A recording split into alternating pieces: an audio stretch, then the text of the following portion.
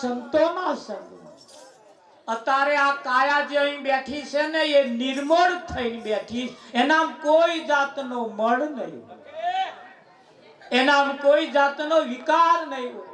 કાયા નિર્મળ થઈ જાય અને આ નિર્મળ થવાની જગ્યા આ જ એક જગ્યા છે જો તમારે નિર્મળ અહીંયા આગળ બધું ભોન ભૂલીને બેહાય, અહીંયા આગળ બધું ભોન ભૂલી જવાય. સિર્ફ આપણે કઈ બેઠા છીએ એ પણ ભોન ના હે.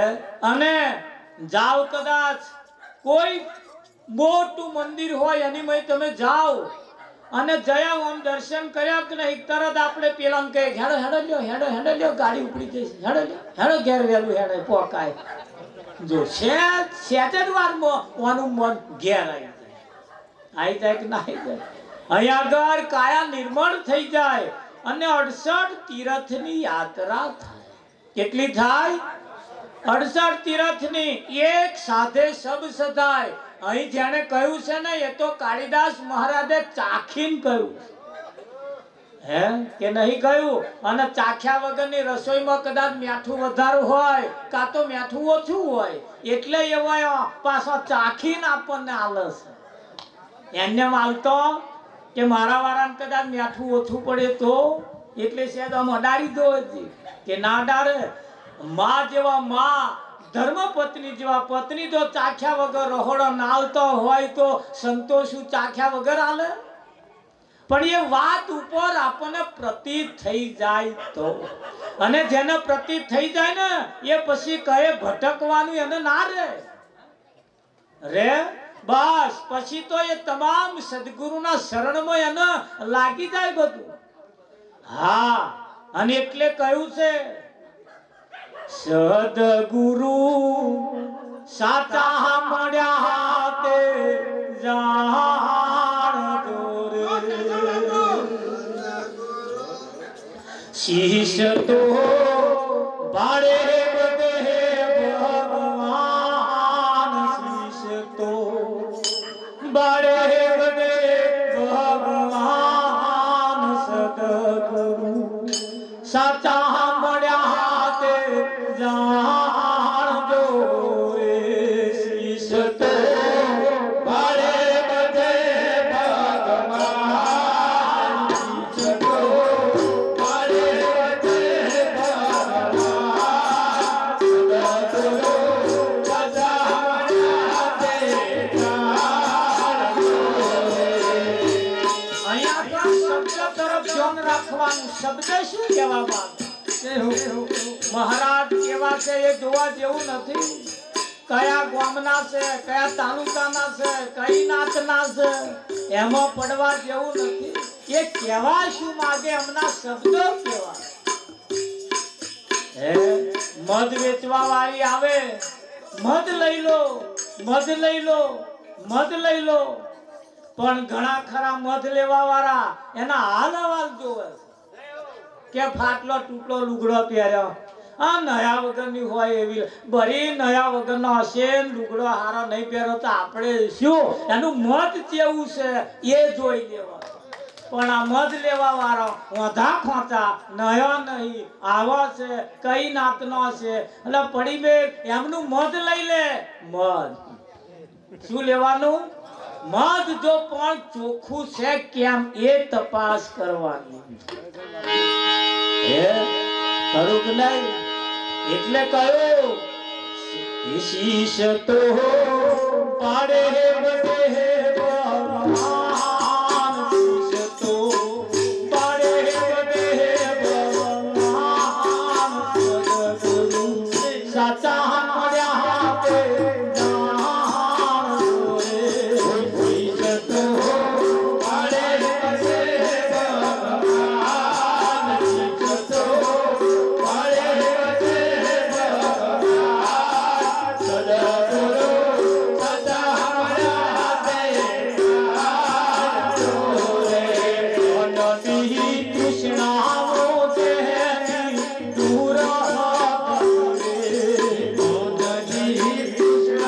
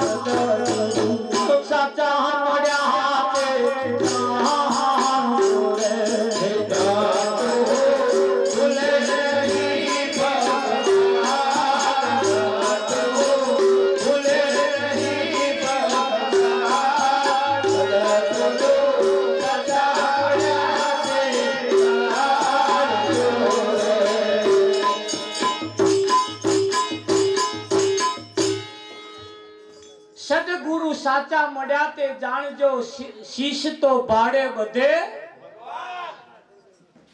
તનના તાળા ખોલીને હરી કાઢ્યા, પરમાત્મા જ્યારે મળે ત્યારે તમારા જે વાદ મળે. અને કોઈ તમારાથી વિશેષ જો બીજા કોઈ બતાવતા હોય તો આ બધા 2 નંબરના. તમારા જેવા જો બતાવે તો સમજી લેવું આ 1 નંબરના, અને તમારાથી વિશેષ જો બીજા બતાવે તો સમજી લેવું આ 2 નંબરના. આ યાની નિશાની હોય કે ના હોય. અસલ અને નકલની ઓળખાણ જો પડી જાય તો હાલ મુદ્દો ખબર પડી જાય કે ના પડી જાય. પણ કાયા નિર્મળ થઈ જાય સંતોના સંગમાં. 68 તીર્થની યાત્રા થાય સંતોના સંગમાં થાય. મુક્તિનું દ્વાર ખુલી જાય, બીજે કયો ખોલવા જવાનું નહીં. આ જગ્યા ઉપર બધું થઈ જાય. હા, જ્યારે સદગુરુ સાચા મળે ત્યારે થાય. અને સદગુરુ સાચા ના મળે તો પાછું ભટકવાનું બાકી રહી જાય. હા, સદગુરુ કર્યા વગર કોઈ જેના માથે કોઈ સદગુરુ ના હોય એ કોઈ પણ મંદિરમાં જાય કશા અર્થનું નહીં. હા, એ પૈસા બગાડવા જ જવાનું, એ દાઢા બગાડવા જ જવાનું. કેમ કે તોતે દર્શન કરો કોના? હજુ તો આપણે જોયા નહીં.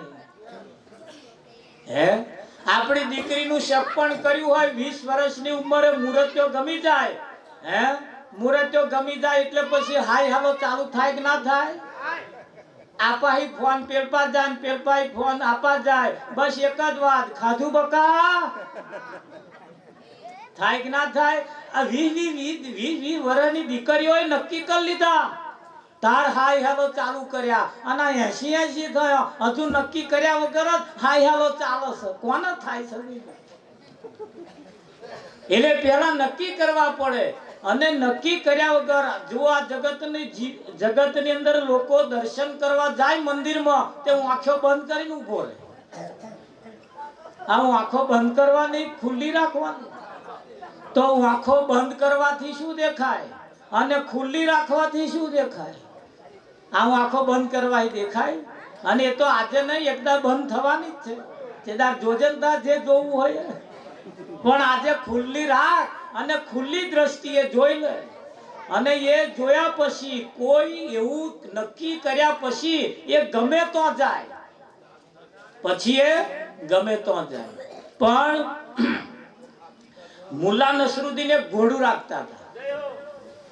મુલ્લા નસરુદ્દીને ઘોડું રાખતા હતા. અને પેપરમાં જાહેરાત આવી કે ભાઈ કોઈને ઘોડાના રેસમાં ભાગ લેવો હોય તો નામ નોંધાઈ જાય, ઘોડું લઈને આવવાનું. મુલ્લા નસરુદ્દીન ઘોડું લઈને ગયા નોંધાવા હતા કે ભાઈ મારું નામ નહોતું કે ઘોડું લાયા હતા કે હા કઈ છે તા કે આવે. આવું ઘોડું જોયું હોય તો એના પેટમાં પહેરી ગયેલું, ટોટિયા ઊભા રહે નહીં એવું, હાલ હવાલ હુપે લાકડી જેવું દેખાય. પેલા આયોજકે કહ્યું ભાઈ આ ઘોડું લઈને રેસમાં ભાગ લેવાય નહીં, આ ના ચાલે ઘોડો. કે અરે નાચમ ચાલે યાર, કે હું હારી જઈશ બીજું શું, તું નામ નોંધ કે હું હારી જઈશ પણ તું નામ નોંધ ન પછી કે ના નંદાય કે નાચમ નંદાય મારું જશે તારું તો જવાનું.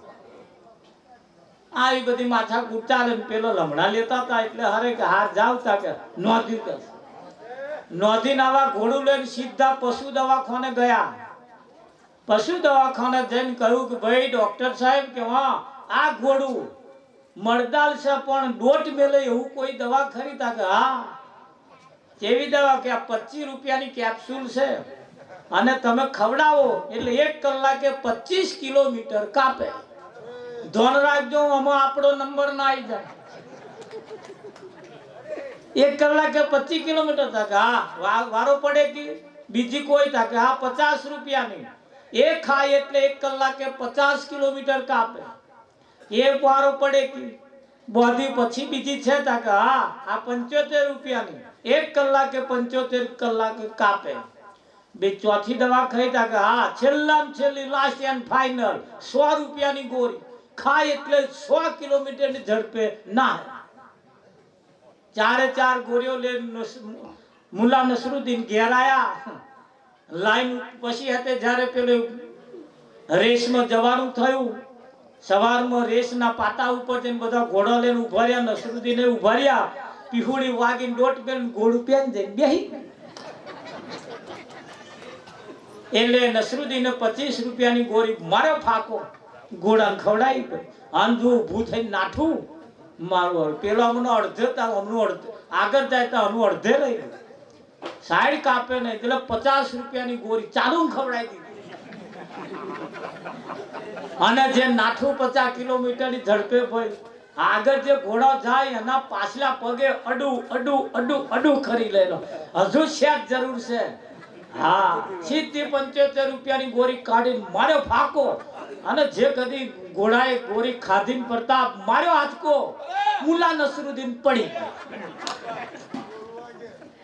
બોલો, પડ્યા એટલે મુલા નસરુદ્દીને ગોવે દોટ બેરી, પણ ઘોડું હાથમાં આવે તો 75 રૂપિયાની ખાઈ ગયેલું.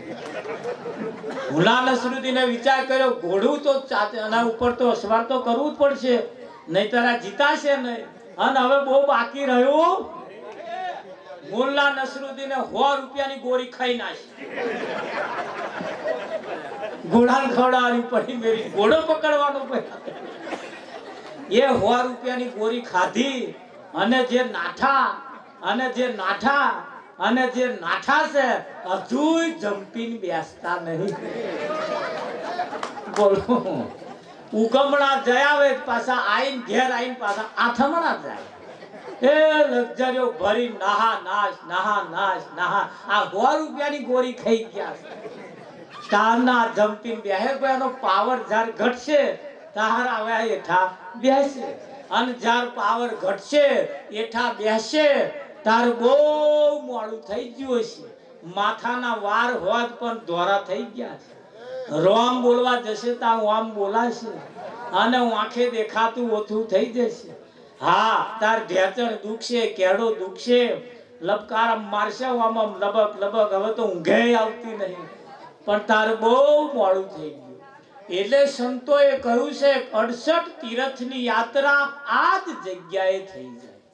એક સાથે સબ સદાઈ જતું હોય તો આવું હેલું બીજું કયું હોય.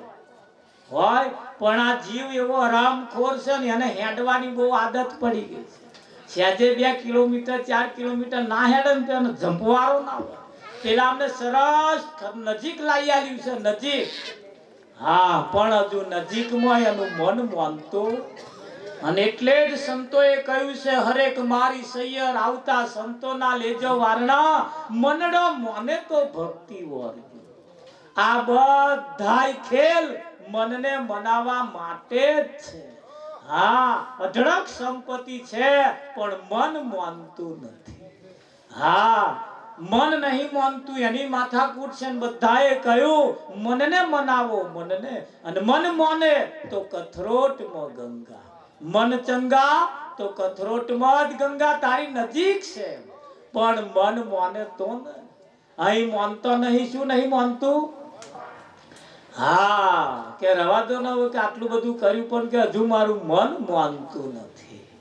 અને મનને મનાવવા માટે આ ભજન આજે જે રાખ્યું છે ને, મનની મય જે અભડકો ઉભર્યો છે ને, એ મનાવવા હાથું જ રાખ્યું. અને મન જો સમજી જાય તો આ બધુંય સધાઈ જાય એમ છે. પણ આ મન મનાવવું ને એ તો કોઈ કાબેલ પુરુષનું કામ આપણી મહેનતથી માને એવું નહીં. માને અને નહીં માનતું. એટલે સંતોએ કહ્યું છે એ મન ચડ્યું 84 ના ચાકડે. એ મન ચડ્યું 84 ના ચાકડે. એ નવા જાણ્યા ત્રિકમજીને ચાકડે. મન ચડ્યું 84 ના ચાકડે.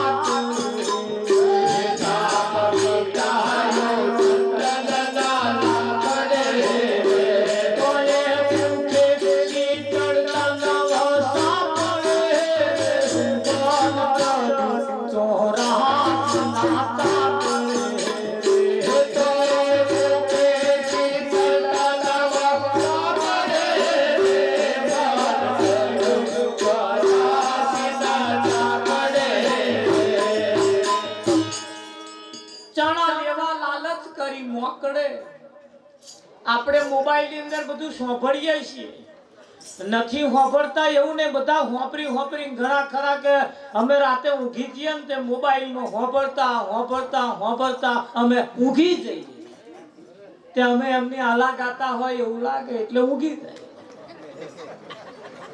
અને અહીં ઊંઘે કહેવાય હે મન આ મન જે છે એને જેટલું તમે સંત સભામાં લઈ જઈ એને જેટલું મય રાખો ને જેટલું તરબોળ રહે હે અથાણું નાખીએ એટલે ફોડવું જે છે ને એનું એ તેલમાં ડૂબાડૂબ રહેવું જોઈએ અને જો તેલ ઓછું થઈને ફોડવું ઉપર રહી ગયું તો બીજે તાર એનો ઉબાટ લાગી જાય લાગે કે ના લાગે અને એક જ ફોડવાને જો ઉબાટ લાગ્યો તો આખી બહેણી ભરેલું અથાણું બગાડે બગાડે કે ના બગાડે બગાડ્યો જ છે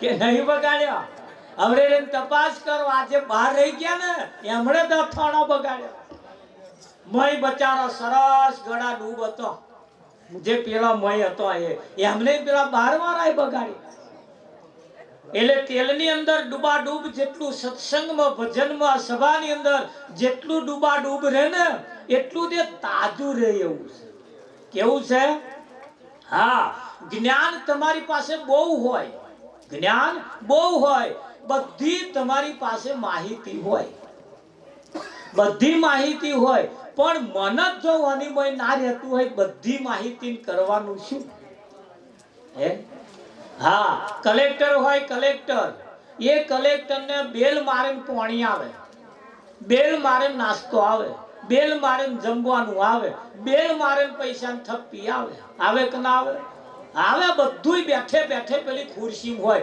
તોય 5-4 વાગે અને ઘેર જવું એવું વિચારતા હવે જાણે છે 5 વાગે નું ઘેર જઈ તો માર જઈને તુવેરો ફોલવાની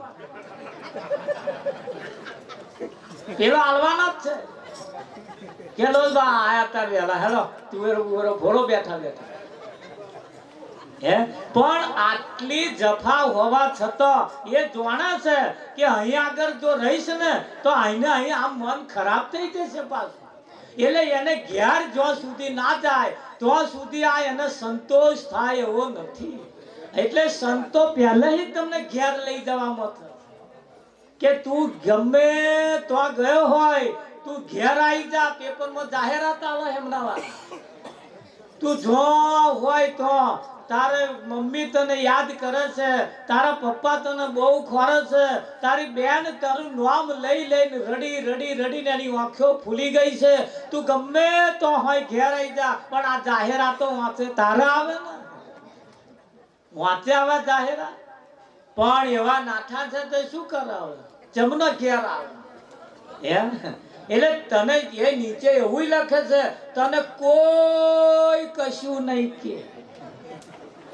પણ મહેરબાની કરીને તું ઘેર આવી જા પણ આ જે ગયા છે એને કશું કહેવાય એવું છે વિઠ્ઠલ એક વખત તું ઘેર આય પછી તને કહેવા જેવું કહીશું પણ તું ઘેર જ નહીં તને કહેવું શું તારે એટલે આવા સંતો આપણને ઘેર લાવે છે. કઈ લાવે છે? હા, એટલે આપણી દીકરીઓને પણ કહેવામાં આવે છે કે બેટા વર વગર રહેજે પણ ઘર વગર ના રહેજે. સોના વગર રહેજે, વર વગર રહીશ તો ચાલશે પણ ઘર વગર રહીશ તો નહીં ચાલે. એટલે કહે છે ઘર લઈને બેહી જા. શું કહે છે? સસરે જ્યારે જતો હોય ને સાસરે તારે ફરિયાવાળા 50 રૂપિયા 100 રૂપિયા 10 રૂપિયા 20 રૂપિયા આલે, માથે હાથ ફેરવે ને કે બેટા આ વખત તારું ઘર લઈને બેહી જજે. પણ આ ઘર લેવાનું કહ્યું છે તો બચારા કાચા કોણનો સમજણ ના પડી ઘર કોને કહેવાય. એ ઘર લેવાનું કહ્યું તાનનો હારે ગયો છે, તાનનું હે તે ઘર લેવા હાતું હાહુ જોડ માથા કૂટ ચાલે. ઘર લેવાનું તો અહીં કઈ મોકલ્યો હે કે ભાઈ ઘર લઈને બેહી જજે, ઘર લઈને બેહી જજે. એટલે કેદારની માથા કૂટ ચાલે છે અને પેલા ઘર આલતો નહીં અને આ ઝઘડા મળતા નહીં. જો ઘર પેલો હાલ દે તો હાલ બધું સમય જાય એવો તો પેલો એમ હઠે ચડ્યા હું જીવો તો લગીન તો ઘર નહીં દાવે. તારા હાહુ ઘર હાલે એમ કેમ કહો? ના હાલે. અને આ એ જીવતો હોય તો સુધી હાલે દે હાહુ છે નો હે. પણ અહીં સંતો તો તમે આવો એટલે તમને પેલું ઘર આવે. શું હાલે? અને તમને કઈ ના હાલે. તમે જેને ઘર માનો છો એ અને એવા જે ઘર આલે એમાં ફેર એ નહીં. આ ઘર નથી તમારું, મહેમાન છો પ્રભુના, કરશો ન મારું મારું પલમાં વધુ જવાનું. આ ઘર નથી તમારું કે છે